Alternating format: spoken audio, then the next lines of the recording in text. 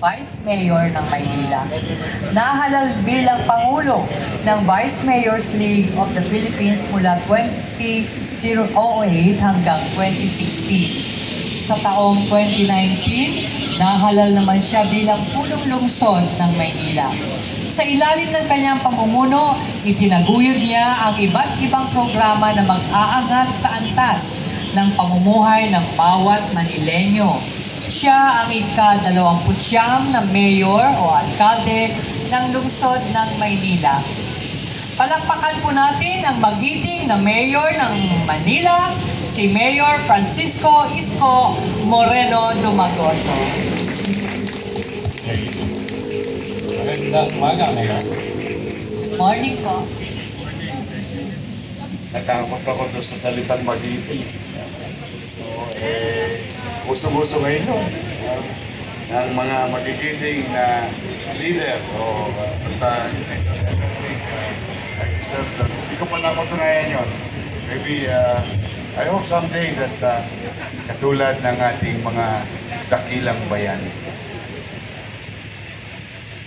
At marami pang mga kabataan sa ating bansa na tularan ang ating mga bayani sa ating bansa.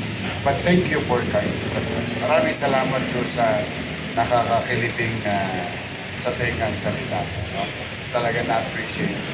But again, sa ating tagapangulo, Rolando Estavillo, Samang Claridel, Pangulo Evelyn Quiros, Samang Claridel, Ginang Rica Villegas, kaanak ni Marcelo H. Del Pilar, ating punong barangay na nandito. Maraming salamat sa Bulaklak.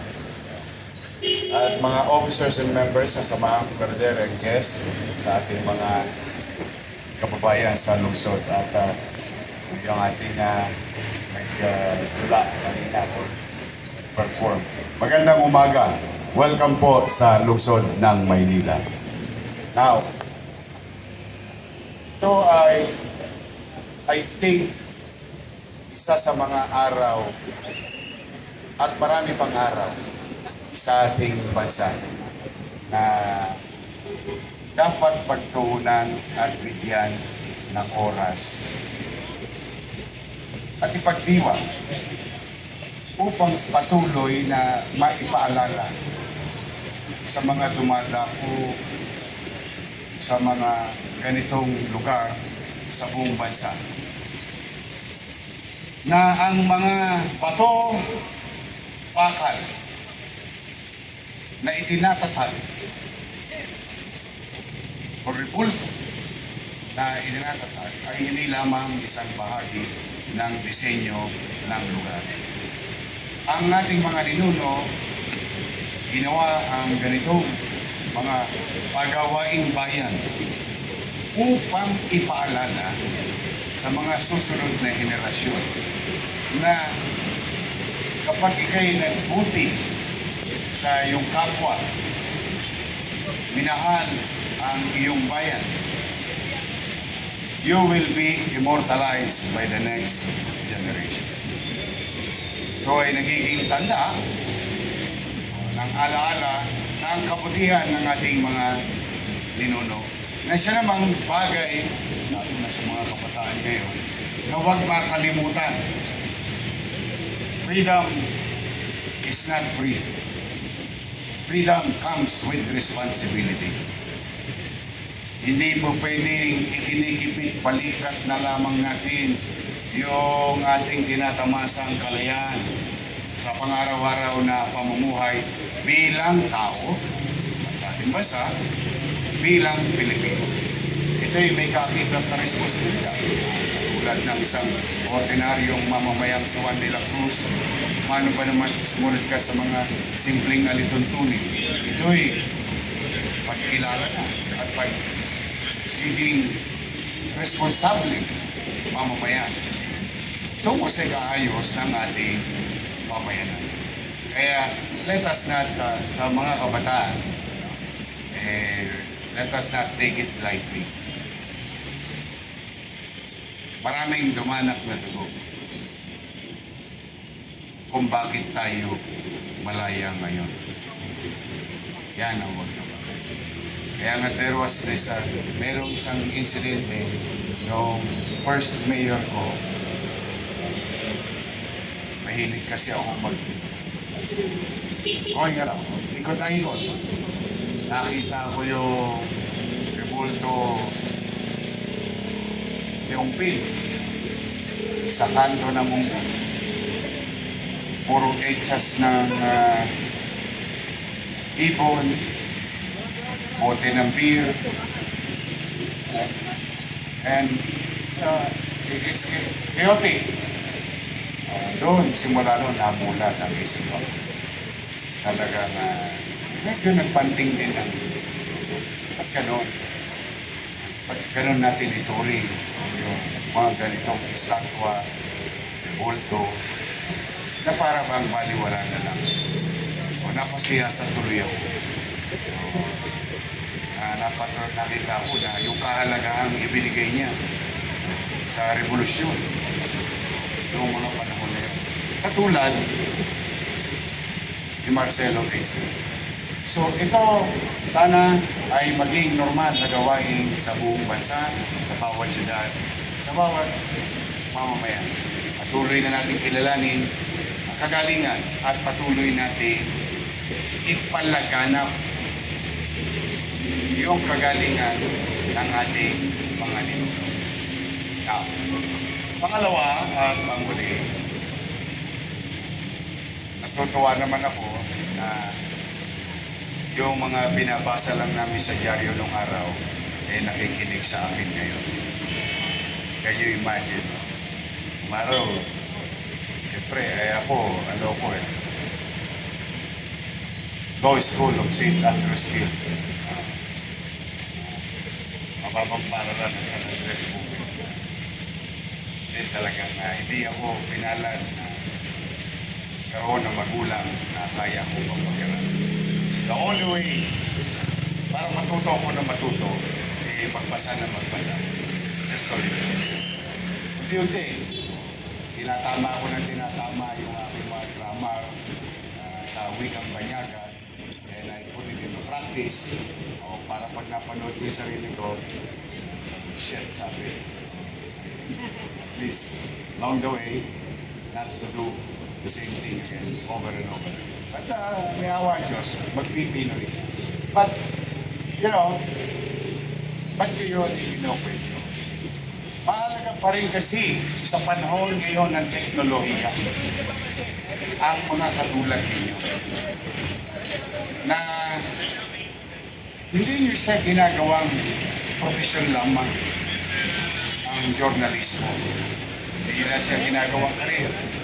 Ginagawa nyo rin na responsable ang inyong gawain para sa kaayusan at gabay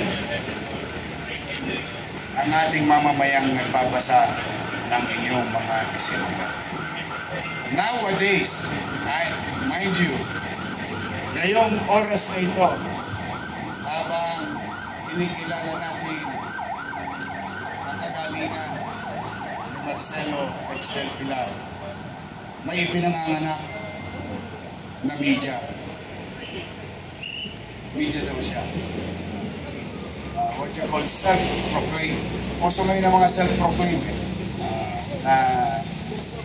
Limasin ko. Everyone will be the so-called reporter ako. Media ako. Nawala na ng saysay. Para bang ang tao magpupubli sa isang icon or what you call beat technology and call himself a writer, herself a writer, pero nakakubli. Kasi ang tunay na mamamahayag, hindi naman kailangan magkubli sapagkat hindi mo naman ginagawa yan para siraan ang isang tao at magbigay ng fake at hindi totoong balita. Kaya sinabi ko siya, hindi nyo lang kinakarir. Kinakargahan nyo pa sa inyong balita ng responsibilidad ang mga bagay na ginagawa ninyo. Eh ngayon, 5-5. Maya-maya nga, sabi ko sa inyo, baka may bagong account na naman. Palitang palitang ganito. So, and there's so many noise. Lalong umiingay. Why? I don't know. Is it purposely driven? Noise? To confuse our people? To dilute yung palabnawin yung tunay na sitwasyon. And if I may borrow Marcus Aurelius said in a movie, are you not entertained? So, good thing that there is such organization like Clarinet na maaari pa rin namin at iba pang mga maayos na organisasyong journalismo na maaari pa rin puntahan, takbuhan ng sinumang mamamayan na maaaring may magandang kwento o what you call social relevant story, maaaring mga kwentong pwedeng kapulutan ng aral, maaaring kwentong maisusulat na maging inspirasyon. At ang mga manunulat ay mga kilalang manunulat na hindi nagkukubli, walang ikinukubli sa kanilang pagkatao. And that's why I was kahapon nakaharap ko yung mga kabataan, mga leader kabataan sa Lyceum. And I told them something. Don't be disturbed by noise. You should know, if you're interested to a story, a person, or a situation, you have to dig. Especially, mas lumala pa ngayon. In the last couple of months, pwede na pala ako maging journalist. A simple prompt in a computer, I can have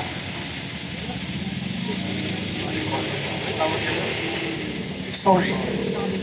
Lalagyan ko lang ng kwento, mga 2 word, 3 words in a 1 line, and let AI come up with, then with a pen name, tomorrow I'm a journalist. It's really very dangerous. That's why, in our own little way, sa maliit namin kaparanan, bilang inyong pamahalang lungsod ng Maynila, in this type of occasion, we support in our own little way. I don't know if this is rather for celebration, but your goals, your dreams, and your aspirations as organization to pursue excellence, the field of journalism, fairness, pagiging matapat, makatwiran. Maaaring minsan tayo nagkakamali din. Alam naman perfecto. Si Jesus lang ang perfect. Pero in every organization, normal naman yan. Kami nga rin naman eh. But what matters most is a goal.